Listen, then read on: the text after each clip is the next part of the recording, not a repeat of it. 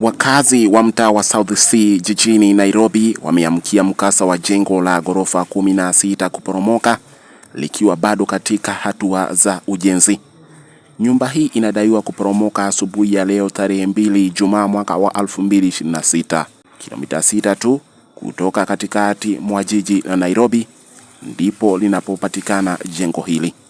Kulingana na majirani wa eneo hilo, wanasema wanahofia kuwa upo uwezekano wa kuwepo kwa watu ndani yake wakati likipata mkasa huo, jambo lililopelekea vyombo vya uokozi kuingilia kati kujaribu kunusuru mioyo ya yeyote atakayepatikana eneo hilo la mkasa.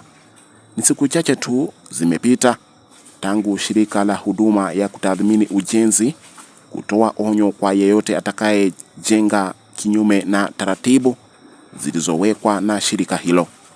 Ni hayo tu kufikia sasa, ila mengi zaidi nitazidi kukupasha zaidi pindi shughuli za uokoaji zinavyozidi. Kaka Ken 254, Nairobi.